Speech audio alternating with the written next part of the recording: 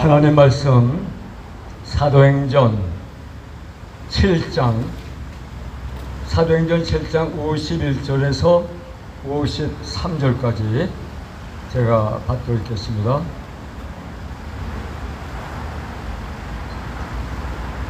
(7장) 51절. 목이 헛고 마음과 귀에 할례를 받지 못한 사람들아, 너희도 너희 조상과 같이 항상 성령을 거스르는도다. 너희 조상들이 선지자 중의 누구를 박해하지 아니하였느냐? 의인이 오시리라 예고한 자들을 그들이 죽였고, 이제 너희는 그 의인을 잡아준 자요 살인한 자가 되나니, 너희는 천사가 전한 율법을 받고도 지키지 아니하였도다 하니라. 아멘. 역사를 통해서 교훈을 받지 못하는 민족은 똑같은 역사를 반복한다, 그런 말씀이 있습니다.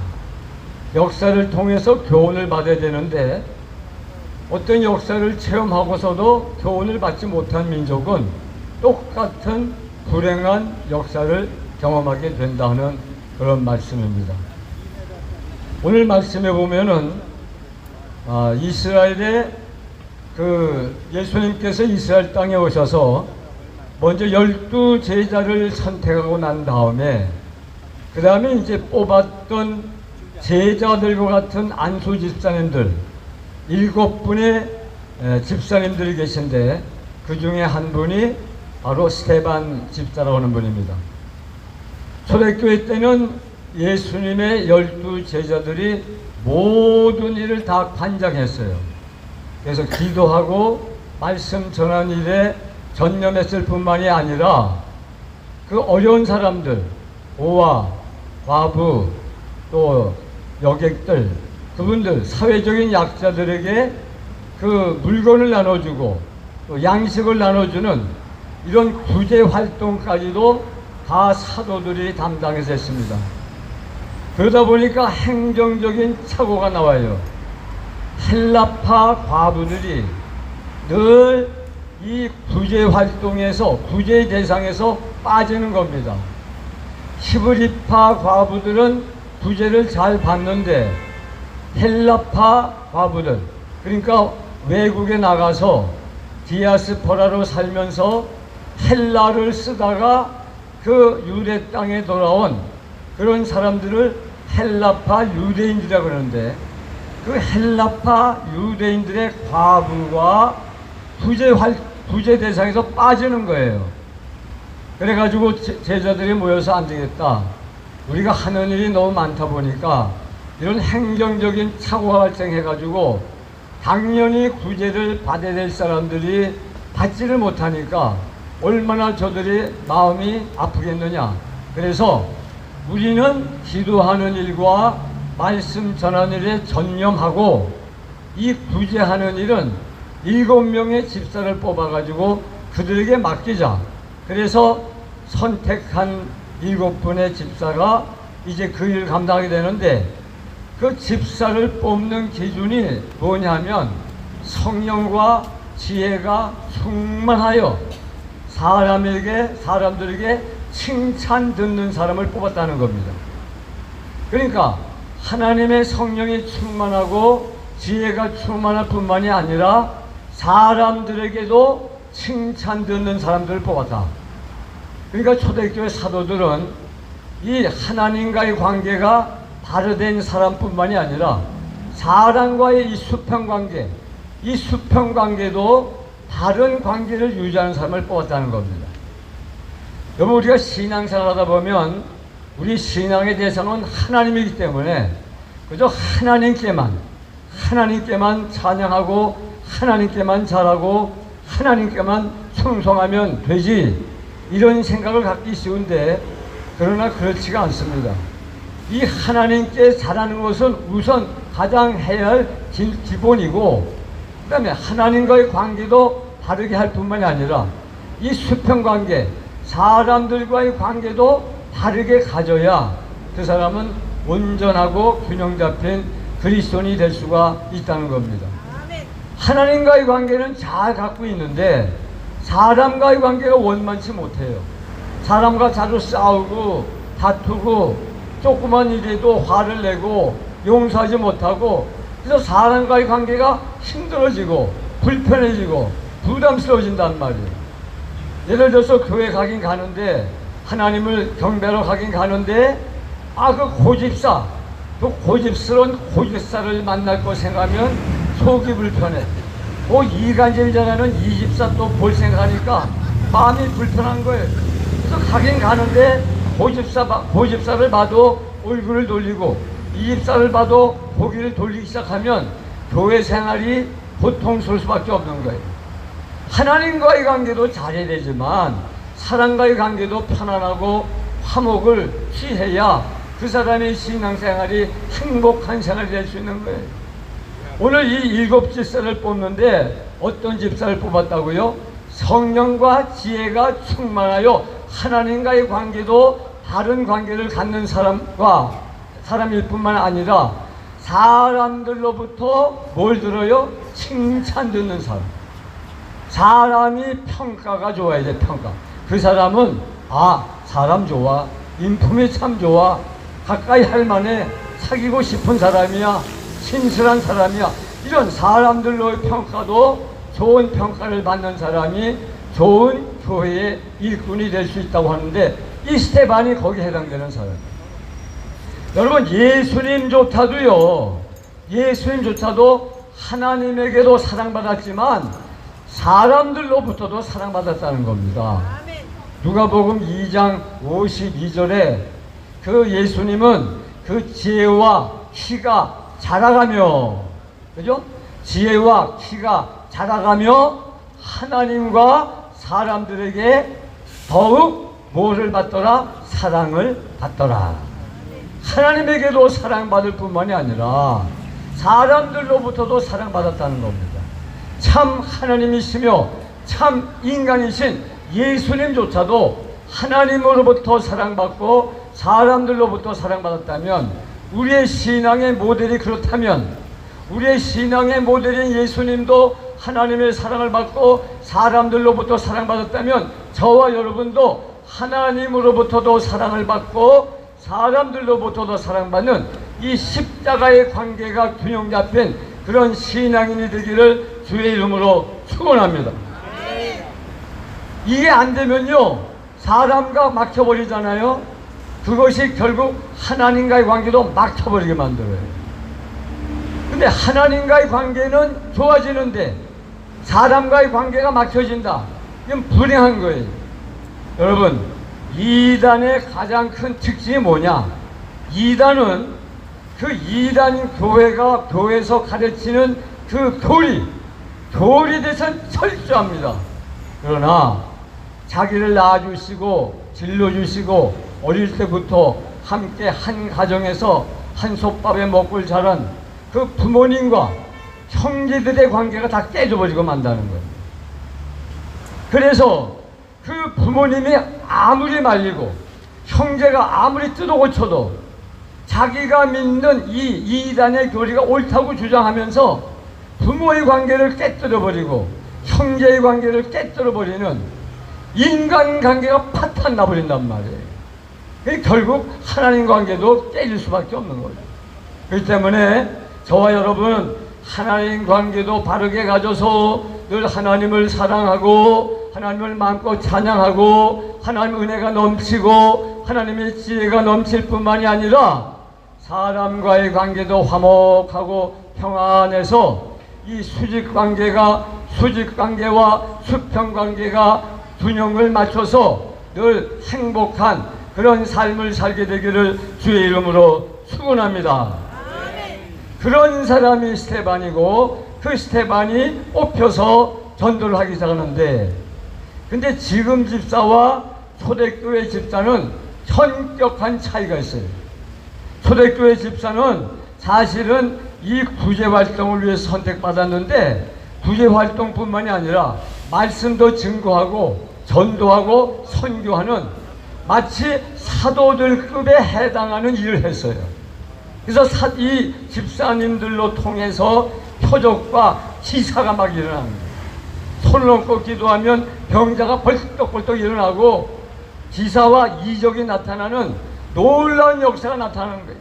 성령이 충만하니까 병 고치는 역사가 나타나고 귀신을 쫓아내는 능력이 나타나니까 사도들 같은 그런 위대한 사역을 감당할 수가 있었던 겁니다. 그런데 이 스데반이 그런 영적인 파워만 강력했을 뿐만이 아니라 그 조상들의 역사, 이스라엘의 역사를 아주 철저하게 아브라함부터 그때까지 이스라엘에 살아있는 역사를 아주 관통하는 탁월한 역사적인 지식을 가진 지성인이기도 했다고 하는 사실인 겁니다.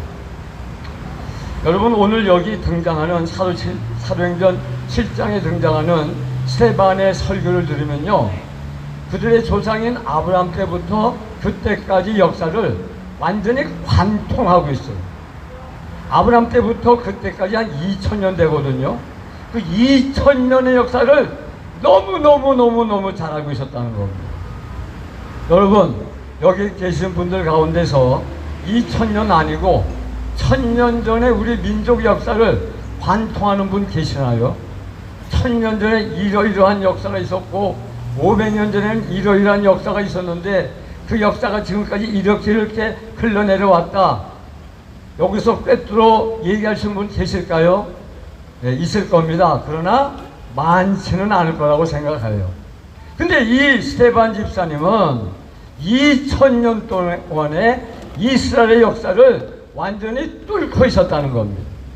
그래서 아브라함이 이삭을 낳고 이삭이 야곱을 낳고 야곱 때에 그 아들 요셉이가 애굽의 총리가 되니까 75명이 다 그 남부여대 가지고 애굽에 내려가서 살다가 요셉을 알지 못하는 또 다른 새로운 애굽 왕이 등장해서 이스라엘 백성들을 학대하고 430년 동안 종살이를 시키고 430년 후에 하나님이 모세를 통해서 이스라엘을 건져내서 40년 동안 광야에서 살겠다는 그 역사를 아주 그냥 한 숨도 안 쉬고 그 사람들 앞에서 역사에 대해서 그렇게 자세히 설명했다는 것입니다.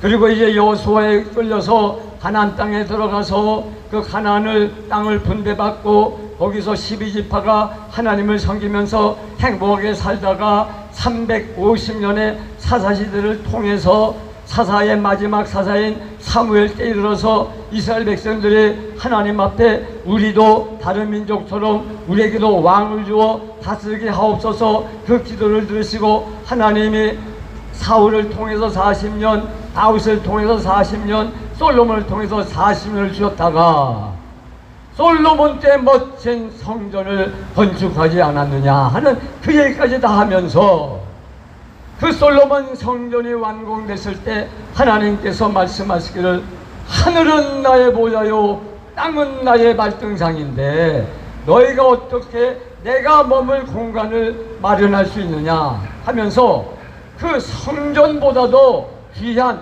하나님의 말씀이 스데반에게 주어진 거예요.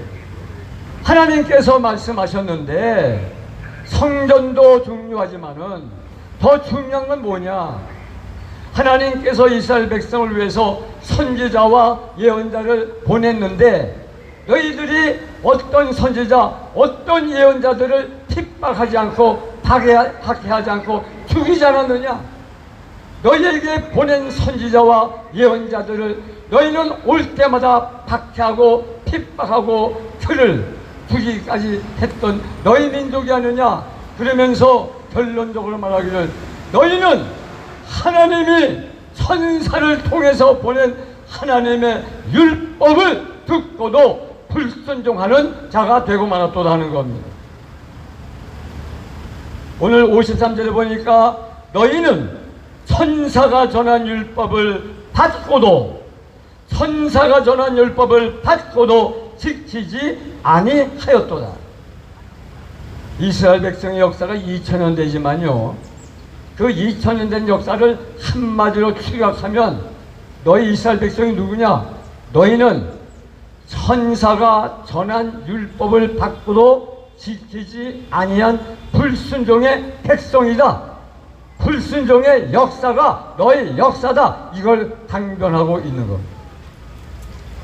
2000년의 역사를 잘 꿰뚫어 알 뿐만이 아니라 그걸 한마디로 종합 정리를 했다는 겁니다. 이 탁월한 지적인 능력의 소유자라는 것을 우리는 알 수가 있는 거예요. 2000년의 역사를 잘 알 수 없을 뿐만도 아니라 그걸 한마디로 정리한다? 그건 보통 뛰어난 능력을 갖지 않으면 할 수가 없는 겁니다. 너희들이 누구냐? 천사가 전해준 율법을 받고도 지키지 아니하였느니라. 한마디로 말하면 너희는 율법의 배신자가 된다는 겁니다. 너희 이스라엘 백성은 배신의 아이콘이 됐다는 겁니다. 그러니 얼마나 기가 막힙니까? 자기들은 그래도 제사장을 세우고 성전을 만들고 하나님을 섬긴다고 그랬는데 하나님이 이 전한 천사의 눈으로 볼 때는, 하나님의 눈으로 볼 때는 이스라엘 백성들이 율법을 지키는 것 같았지만 실제는 율법을 벗어났다는 겁니다. 율법을 불순종했다는 겁니다. 하나님을 배신했다는 겁니다. 이것이 스데반이 이스라엘 역사에 내린 결론인 것입니다. 자, 이 말을 들었을 때 그들은 가슴에 찔렸습니다. 마음에 찔렸어요.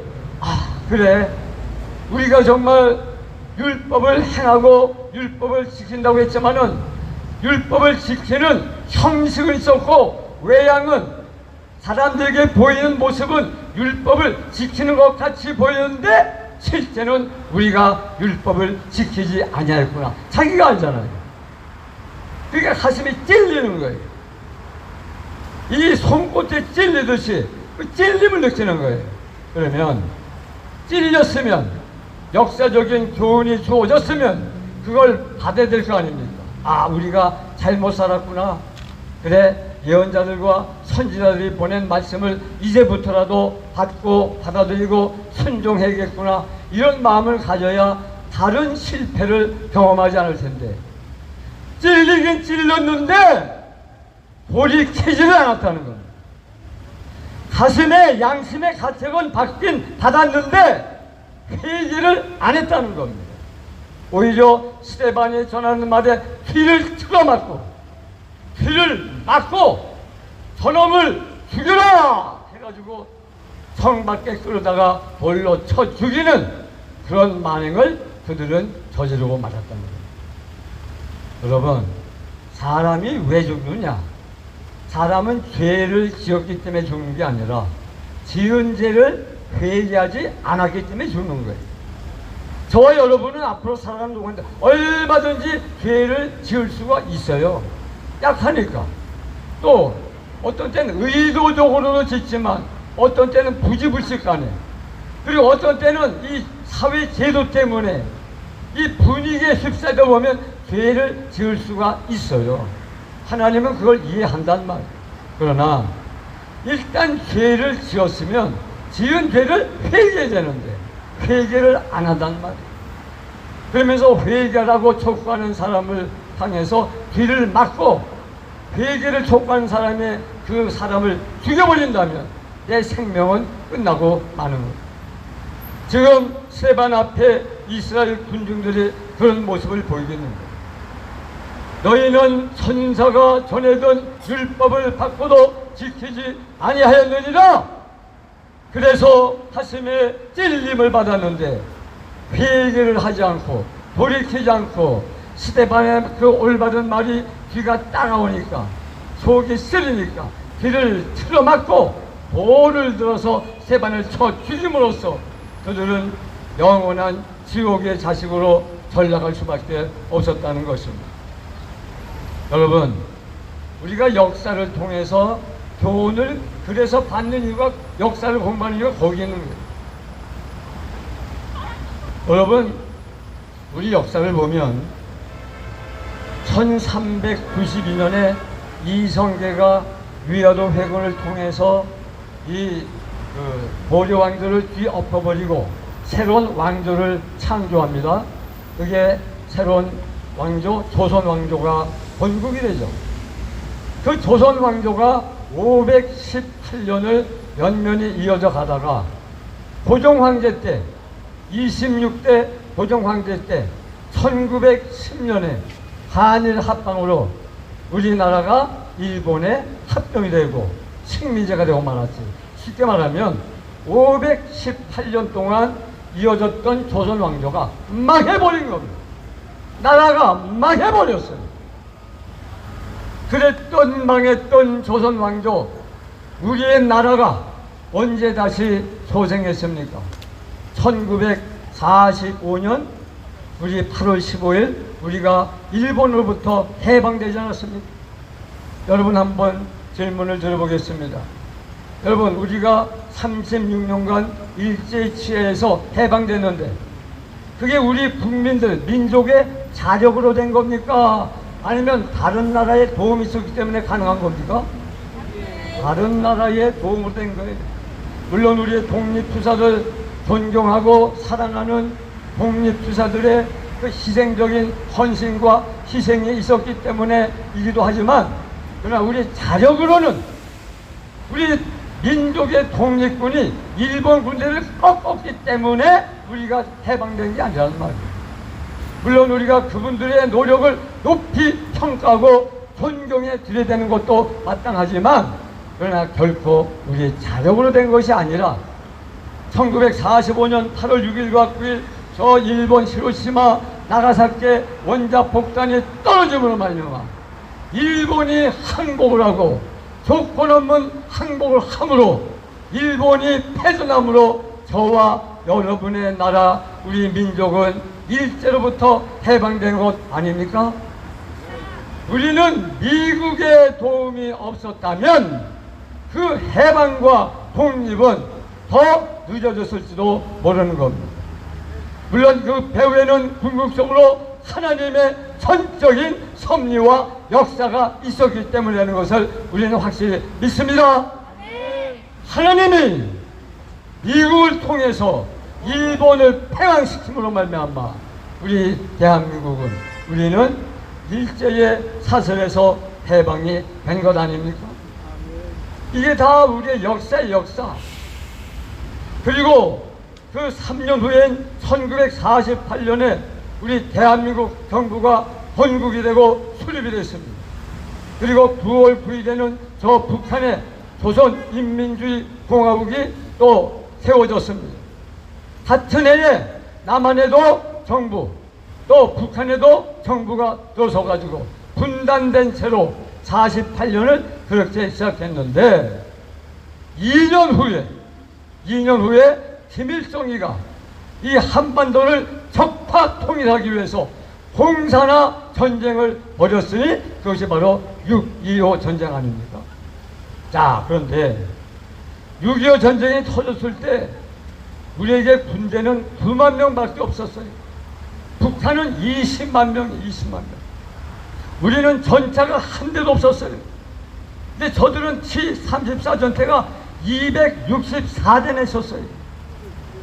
근데 1950년 6월 25일 물밀듯이 38선을 깨뜨리고 물밀듯이 몰려올 때 우리는 파죽지세로 당할 수밖에 없었어요. 그런데 우리나라를 구원해준 나라가 어떤 나라입니까? 미국을 비롯한 16개 유엔 참전국이 우리를 구원하지 않았습니까? 그 당시 우리는 유엔의 회원국도 아니었어요. 유엔의 회원국도 아닌데 유엔이 자기들이 알아서 이 대한민국을 침범한 이 북한 공산당 세력은 뒤에 중국과 이 러시아가 버티고 있으니 이걸 막자. 그래가지고 안전보장이사회에서 한국전 참전 결의를 하는 바람에 16개국이 들어와서 3년 1개월 2일 동안 피를 흘려 싸운 결과 우리는 공산화를 막아내고 자유 대한민국을 지킨 줄로 믿습니다. 이게 다 하나님의 은혜입니다. 하나님의 은혜. 자, 1953년 7월 27일 수련됐는데 우리 국군이 14만 명이 죽었어요. 전사자가 14만 명, 한국군. 유엔군 4만 명이 죽었어요. 100만 명의 민간인들이 죽거나 포로되거나 나쁘게 되거나 실종되거나 부상당했어요. 엄청난 피해가 발생했어요. 한반도 80% 지역에서 전투가 벌어졌어요. 그러니 그 전쟁은 우리가 승리했다 할지라도 전쟁 후에 53년 전후 직후에 대한민국은 세계에서 가장 가난한 나라가 되어 있었던 거예요. 먹을 게 없잖아요. 먹을 게. 저는 그때 칼국수, 수제비 그것도 최고예요. 최고. 우리는요 물에다가 밀가루를 풀어가지고 칼국수가 아닙니다. 수제비가 아니에요. 밀가루에다가 물을 부어가지고 그걸 저어가지고 밀가루 통물을 먹고 살았다니까요. 여러분 저와 같은 나이에 있는 분들은 다 체험했을 거예요. 네? 애들은 아이고 할아버지 할머니 그때 먹을 게 없으면 라면을 끓여다 주지 왜 그랬어요. 철이 없는 애들이니까. 라면은 1964년도에 나왔단 말이에요. 그죠? 우린 밀가루죽을 먹다가 수제비를 먹다가 야 밀가루죽 먹다가 수제비 먹으니까 정말 보려 먹다가 쌀만 먹은 생각이 나더라. 아, 그렇게 가난했어. 여러분 여기가 옛날에 이 건물이 없었고 한경직 목사님, 영락교회 원로 목사님, 작부하신 소천하신 영락교회 한경직 목사님이 미국의 밥 피얼스 목사님 부흥강사, 유명한 부흥강사를 모셔다가 여기서 서울시민 전도 집회를 했어요. 여기서 그때 밥 피얼스 목사가 그냥 안 왔어요. 올 때 뭘 가져온지 아세요? 여러분 지금 우리 선교사들이 저 아프리카 가난한 나라 가면요 그냥 갑니까? 먹을 거 가지고 가죠. 그 다음에 교회마다 다니면서 옷, 입지 않는 옷, 장롱 속에 푹푹 그 관리해둔 돈, 그 옷을 달라고 그래가지고 옷을 가져가서 옷을 주면서 전도한단 말이에요. 우리가 그때 그랬단 말이에요. 박펠스 목사 절대로 그냥 오지 않았어요. 먹을 것을 가져오든지 옷을 가져와서 그것도 말씀 전하기 전에 안 나눠줘. 왜냐하면 옷만 가지고 가는 사람이 있을 테니까. 근데 설교 다 한 다음에 갈 때 그걸 나눠줘요. 제가 그 옷을 얻어 입고 살았던 사람입니다. 제가 증에 그렇게 못 살았단 말이에요. 우리나라가. 네? 라면을 끓여 먹지? 아이고 라면이 있으면 얼마나 좋았겠습니까. 그랬던 나라가 우리나라인데 네? 그렇게 우리가 어렵게 살았단 말이에요. 그러니까 53년 휴전이 되고 나서 대한민국은 자동적으로 전 세계에서 가장 가난한 나라가 되어 있었다는 겁니다. 그런데 지적이 나타났어요. 53년 7월 27일 전쟁이 끝났는데 조금 있다가 10월 달에 들으니까 한국과 미국 사이에 동맹 관계가 맺어졌대요. 한미, 방위, 상호 조약이 체결됐다는 겁니다. 여러분, 동맹이라는 건요, 예, 박수 치세요. 네, 좋아요. 하나님께 영광. 동맹을 맺는 두 나라가 뭔가 좀 도움을 주고 도움을 받을 수 있을 때 동맹이 되고 방위 조약이 되는 거예요. 근데 미국은 세계에서 가장 잘 사는 나라, 가장 강력한 군대를 가진 나라예요. 네? 줘도 더 넘치는 나라가 미국이에요. 근데 우리는 받아도 항상 배고프고 춥고 모자란 나라란 말이에요. 줄 게 없어요. 뭘 줘요?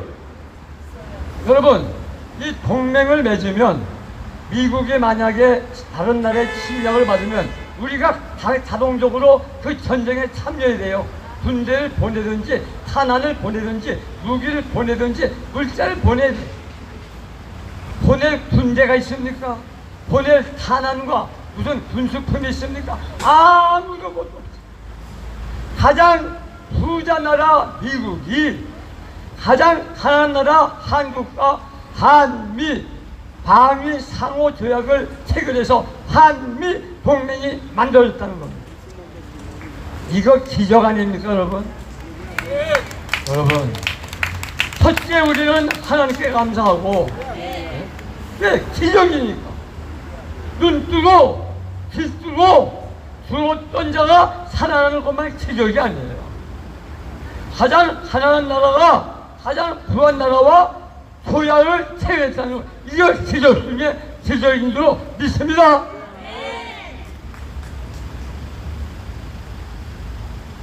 그러니까 이승만 대통령은요, 세계적인 외교 천재라는 겁니다, 여러분. 네? 이승만 대통령이면 그걸 누가 고집스럽게 만들어낼 수 있겠습니까? 일찍이 미국 프린스턴에 가서 박사학위를 받고 전 세계 물정을 꿰뚫어 알았던 분이 이승만 대통령이에요.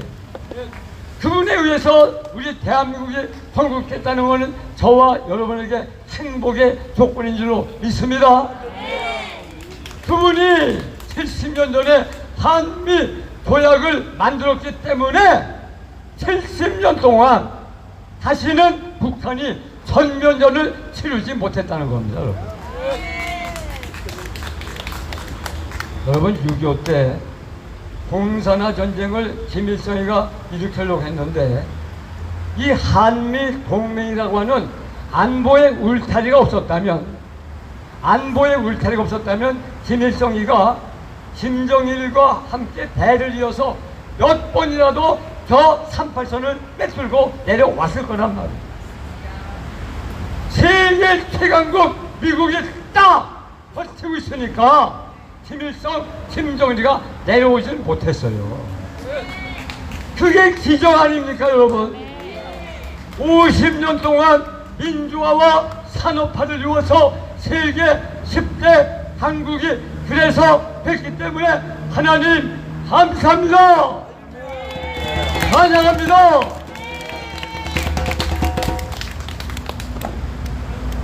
여러분, 우리는 이승만 대통령에 대해서도 늘 감사하고 있어야 되는 거예요. 여러분, 이 한미 동맹이라고 하는 울타리가 있는데도 불구하고 북한이 휴전 후에 이 휴전 조약을 몇 번이나 여러분 도발한 줄 아십니까?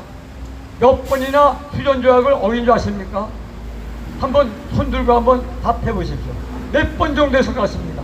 휴전 협정을 북한이 밥 먹듯이 어겼어요. 몇 번 정도 어겼을 것 같습니까? 100번. 100번. 또 200번. 너무 작아요. 너무 작아. 자, 올라갑시다. 뭐 경매장은 아니지만 자, 올려. 1000번. 990번. 몇 번? 예. 여러분, 몇 번 어긴 줄 아십니까? 42만 번 이상 어겼어요. 한미 동맹이라고 하는 튼튼한 울타리가 있는데도 42만 번. 여러분, 우리가 기억하는 그 사건만 해도 크잖아요. 68년도 1월 21일 청와대 폭파 사건. 김신조와 31명의 무장 공병 내려가지고 청와대를 까부서 왔다고. 그죠? 그때 그들이 도망가다가 이 세검동 넘어가는 시내버스에다가 수류탄 던져가지고 5명의 민간인이 희생당했어요. 그리고 29명은 사살, 김신조는 생포, 1명은 월북. 그 월북한 1명이 나중에 서울에서 군사회동할 때 대장 별 4개를 딱 달고 내래 송이버섯 가지고 왔수다래 하면서 송이버섯을 가져왔다는 거 아닙니까? 그런데 같은 해, 다른 해가 바뀌지도 않은 같은 해 1968년 10월 30일, 10월 28일 이번에는 저 동해 울진 삼척 그 지역에 120명의 무장 공비가 내려가지고 두 달 동안 완전히 강원도를 쭉 떼밭으로 만들었어요. 그때 우리 아군과 경찰의 협력작전으로 120명 중 113명 사살, 7명 생포. 그때 유명한 나는 공산당이 싫어요. 누구예요? 이승구. 직구들 모아놓고 이 간첩들이 북한의 사상에 대해서 북한 체제를 자랑하니까 이승보이가 10살 나는 공산당이 싫어요. 그 얘기가 떨어지자마자 그 공비가 대검을 뽑아가지고 승복이 입을 찢어버리고 땅바닥에 패대기 쳐서 죽였단 말이에요. 그걸 보고 아우성체는 승복의 여동생을 잡아가지고 벽에다가 패대기 칠해가지고 죽이고 엄마도 칼로 찔러 죽이고 남동생도 죽이고 아버지와 형만이 그 자리를 용케도 피해가지고 살아남을 수가 있었다. 그 증언을 승복의 형이 살아서 증언했다는 거예요. 그런 폐악질을 저질렀단 말이에요. 뿐만 아니에요. 우리 한국인뿐만 아니라 우리 주한 미군에도 폐악질을 했어요. 1976년 8월 18일 8.18 뭐예요? 판문점 독지 만행 사건. 거기에 제4초소 앞에 미루나무 가지가 무성했는데 그걸 치기 위해서 미군들이 인부들을 대동하고 그 작업을 하고 있었어요. 그때 갑자기 도끼를 든 인민군이 나타나가지고 이 보니파스 대위와 버렛중이를 무식하게 돌로 쳐 도끼로 쳐 죽이는 만행을 저지르고 말았다는 겁니다. 당시 미국 대통령이 한반도로 항공모함을 진주시켰어요. 징벌하기 위해서. 김일성이가 싹싹 빌었다고. 김일성이 미안하다고. 그래가지고 다시 전쟁은 안 났지만 그런 폐역질을 했단 말이에요. 뿐만 아니에요. 1983년 전두환 대통령 때 그때 처음으로 당뇨들 이끌고 저 동남아시아 6개국을 순방하기 위해서 첫 방문국인 미얀마에 들렸어요. 미얀마 아웅산 그 독립영웅 묘지를 참배를 했는데 우리 강요들이 미 도착해서 전두환 대통령의 도착을 기다리고 있었는데 그때 북한에서 특수공작소 3명이 파견돼가지고 그 지붕 위에다가 시한폭탄을 만들었어. 시한폭탄. 그래가지고 전두환 대통령이 아직 도착하기 직전인데 도착한 줄 알고 이거를 누르는 바람에 폭파해가지고 17명의 우리 대한민국의 이 경제수석 외무장관 이범석, 비서실장 한병춘, 지라성 같은 우리 강요들이 거기서 죽음을 당하고 말았다. 17명이 17명. 나중에 이 3명을 한 명 사살, 또 한 명 사살, 그리고 한 명을 잡아가지고 재판을 걸려가지고 사형선고. 근데 이 마지막 잡힌 놈이 이 수사에 협조를 잘했어요. 그래서 어떻게 자기들이 이 미얀마까지 왔으며 어떤 목적으로 왔으며 작전을 어떻게 했다는 것을 자세히 풀어버렸어요. 그래서 사형 선고를 받았는데 사형 집행은 면제받아가지고 죽을 때까지 감옥에서 살다가 53살의 나이로 암이 걸려 죽었대요. 암. 그리고 미얀마는 북한과 굉장히 친했는데 그 사건 직후에 북한과 단교 조치하고 이런 악행을 북한이 했단 말이에요. 그리고 1987년 10월 9일 여러분 기억하시죠? 올림픽 한 해 전에 무슨 일이 있었어요? 칼기 폭발. 기억력 좋으시네. 흥동에서 그 근무를 마치고 858기를 타고 귀국하던 우리 대한항공 하루 8기가 미얀마 안다만 상공에 있을 때 이게 폭탄이 터진 바람에 거기서 승무원, 승객 115명 전원 몰상하고 말이에요. 올림픽 대회를 방해하기 위해서입니다. 뿐만 아니에요. 2010년 3월 26일 천안함 사태 46명 수장 하천에 2010년 11월 23일 연평도에 포격 사건. 연평도는 민간인 지역이 많아요. 근데 거기다 포를 때렸어요. 아무나 맞고 죽어라.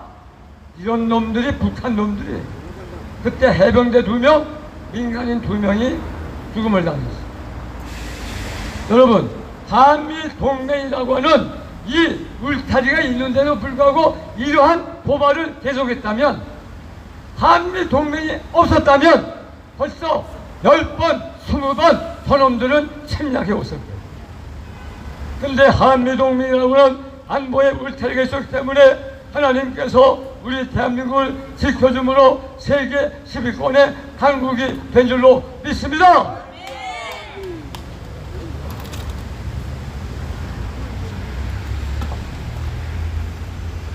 자, 하도 보함을 쳤더니 보지 말고.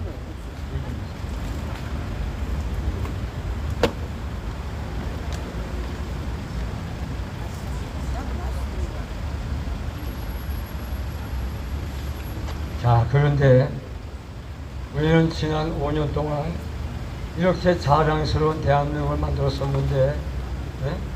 지난 5년 동안 우리가 만들었던 대한민국이 처참하게 무너져내지 않았습니다.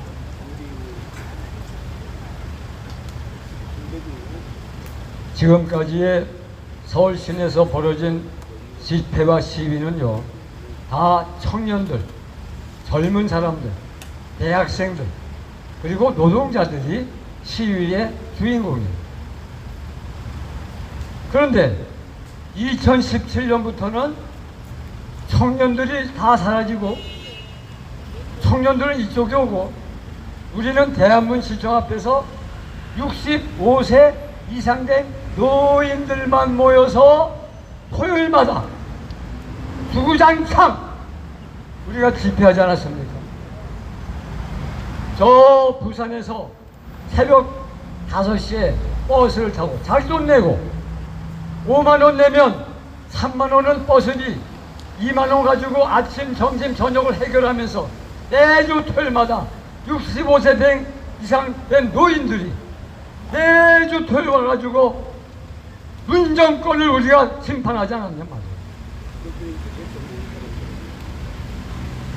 참 우리가 좌절도 많았고 절망도 많았지만 하나님이 저와 여러분의 기도와 절규와 몸부림과 금식 기도를 들어주심으로 말미암아 작년부터 드디어 희망이 싹트기 시작했으니 서울과 부산 시장 보궐선거에서 부산에서 16개 전 선거구, 서울에서 25개 전 선거구에서 전승, 완승, 압승하지 않았습니까, 여러분? 이게 저와 여러분의 기도의 결과 아닙니까? 우리는 희망을 갖게 됐어요. 아, 하나님이 우리의 기도를 외면치 아니하셨구나. 그렇다면 한 달 후에 있을 2022년 3월 9일 대선을 위해서도 기도해야겠구나. 줄기차게 11달 동안 기도하지 않았습니다. 하나님, 이번엔 대통령 권력을 찾아오게 하여 주옵소서. 보수가 단일화 후보가 돼서 단일 후보가 반드시 대통령에 당선되게 하여 주옵소서. 눈물 뿌려 기도하지 않았냔 말이에요. 그 기도가 결실을 맺어서 지난 3월 9일 드디어 우리는 대통령 권력을 찾아왔습니다. 그러나 대통령은 찾아왔지만 너무나 허약하지 않습니까? 국회는 170명이 다 민주당으로 도배를 해버렸습니다. 여러분, 서울시 의회는요, 오세훈 시장이 시장에 당선됐어도요 90% 이상이 민주당이잖아요. 아무 일도 못함. 그러니까 서울시 의회 의원도 다시 우리가 찾아와야 되는 거예요. 그래서 우리가 기도한 거예요. 그런데 하나님이 또 우리 기도를 들어주셨잖아요. 경기도와 전북, 전남, 광주를 빼고 전국에서 우리는 당당하게 지방 권력을 찾아왔습니다. 이제 대한민국이 회복될 수 있는 마지막 퍼즐이 하나 남았어요. 그게 뭡니까? 내후년 22개월 후에 있을 국회의원 총선. 총선에서 우리가 과반을 획득해야 대한민국 회복의 마지막 퍼즐이 완성된 줄로 믿습니다. 지금부터 기도하자고요. 그래서 이 총선에서 이 과반만 참 가져오면 그때부터는 윤석열 정부가 마음껏 신바람나게 국정을 이끌어갈 줄로 믿습니다. 그게 우리의 희망이고 소망이에요. 그러다 보면 이제 윤석열 정부가 반드시 성공해야 돼.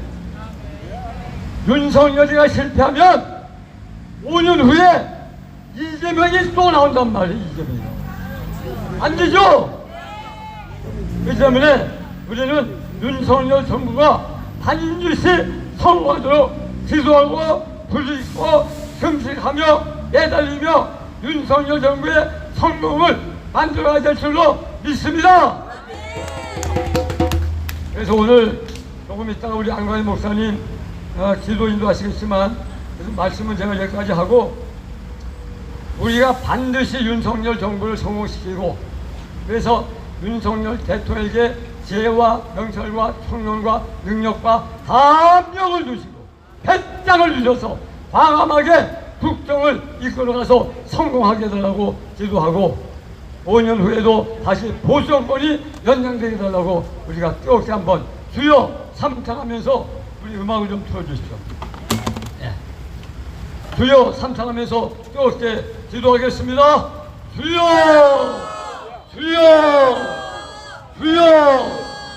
아버지 하나님 감사합니다.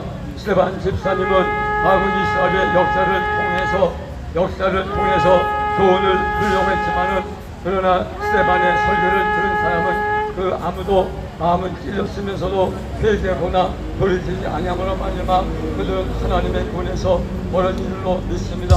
역사를 통해서 아무것도 교훈을 받지 못했기 때문에 결국 그들은 지옥의 자식이 될 수밖에 없었습니다. 하나님 아버지, 우리 대한민국은 참으로 어려운 시간이 있었지만은 하나님의 은혜로 말미암아 1977년 한일합방에서 36년 동안 일제의 침략을 받고 억압을 받았지만 하나님의 은혜로 미국의 도움으로 우리가 해방이 되었고, 또한 아버지는 건국이 되었습니다. 건국 90년 후에 터진 유년 전쟁에서 우리는 멸망할 수밖에 없는 위기에 처했지만 하나님께서 내주셔서 미국과 16개국을 통해서 우리가 구원받게 된 것을 감사드립니다. 또 유대국에서 한미 동맹하고는 튼튼한 안보의 문제가 있기 때문에 너와 우리 동맹들은 구원을 받고 이 안보의 문제로 인해서 우리는 산업화와 민주화를 이루어서 세계시대의 경제 강국이 된 줄로 믿습니다. 하나님 아버지, 이제 지난 5년 동안 모든 것이 다 처참하게 무너졌었습니다. 상권 분립이 무너지고 한미동맹이 무너져버리고 경찰, 검찰, 공수처, 국정원, 감사원이 무너져버리고 원전 생태가 파괴되고 한미동맹은 헛것들만 남았었는데, 이제 하나님께서 우리의 기도를 들어주셔서 아버지 청년 대통령 당선을 말미암아서 한미동맹이 다시 회복이 되고 아버지 북한 핵에 대해서도 완전한 대비제도가 갖춰진 것을 감사합니다. 하나님, 윤석열 정부가 성공할 수 있도록 은혜를 베풀어 주시옵소서. 윤석열 정부의 경제 정책이 성공하시고 부동산 정책이 성공하게 하시고 원전 정책이 성공하게 하시고 한미동맹이 성공하게 하여 주시고 경찰, 검찰, 공수처, 아베 국정원, 감사원, 원전 생태계 모든 것이 회복되게 하시고 입법, 사법, 행정부가 온전히 아버지 공정이 되고 그 전제와 규정을 통해서 완전한 민주주의 체제를 보장할 수 있게 하여 주옵소서. 이제 마지막 퍼즐이 남아있습니다.